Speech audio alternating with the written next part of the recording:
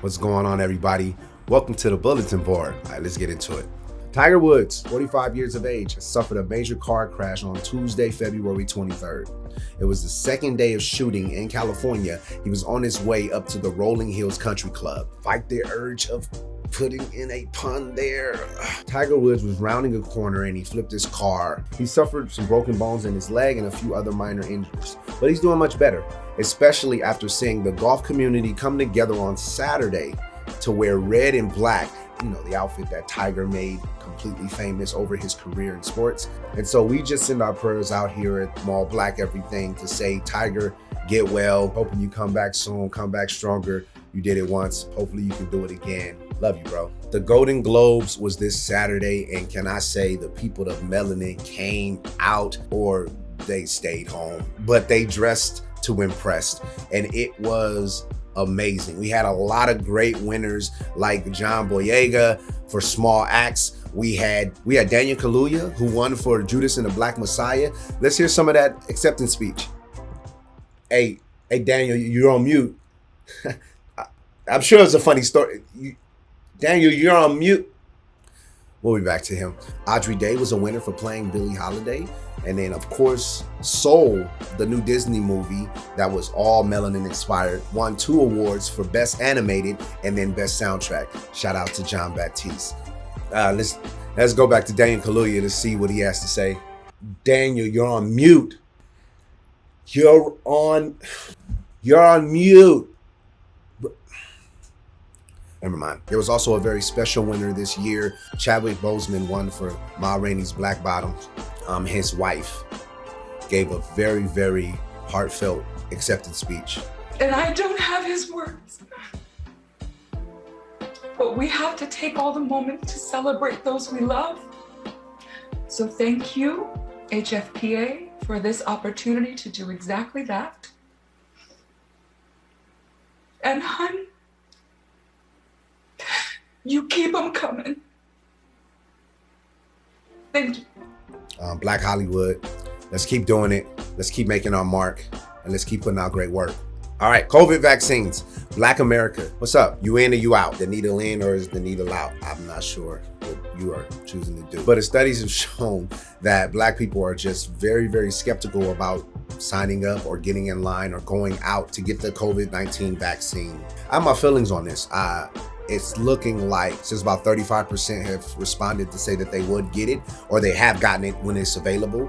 But then there's still about 13% who saying they aren't get it. But I don't like that the news is kind of portraying us as like being the skeptical people, when really the facts have shown that also 14% of white people are saying that they don't want to get it either.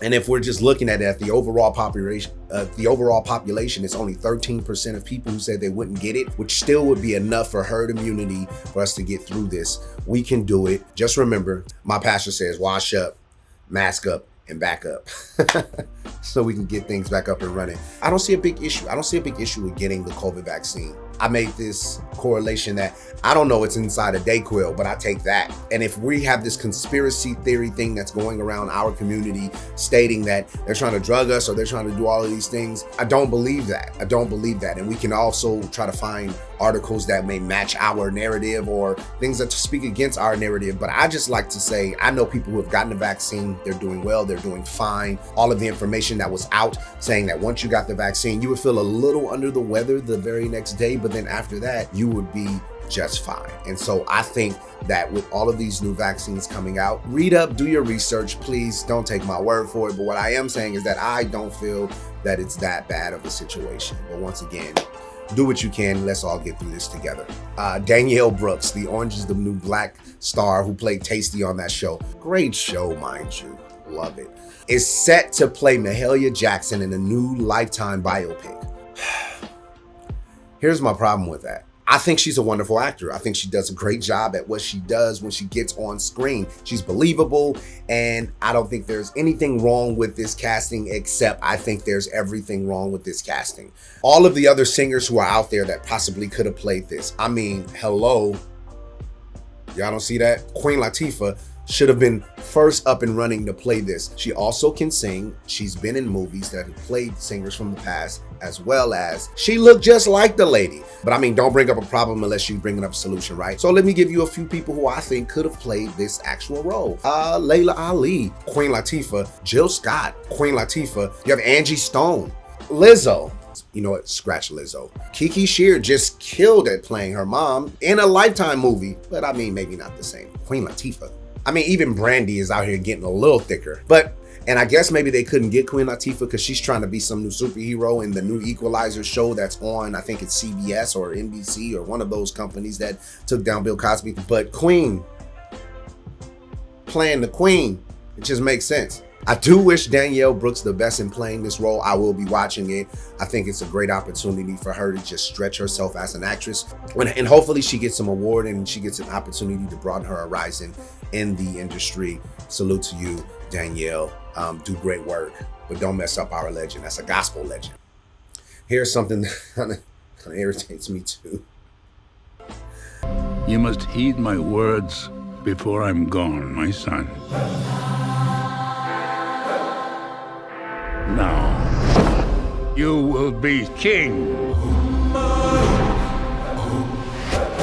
But the throne must pass to a male heir. Hakim, it appears you have a son. He must be found. Prepare the royal jet. We are going back to America. Oh, hell no, Your Majesty. Coming to America Part 2, set to release March 5th on Prime Video, Amazon Prime. You know, the same network that just took Donald Glover away from FX.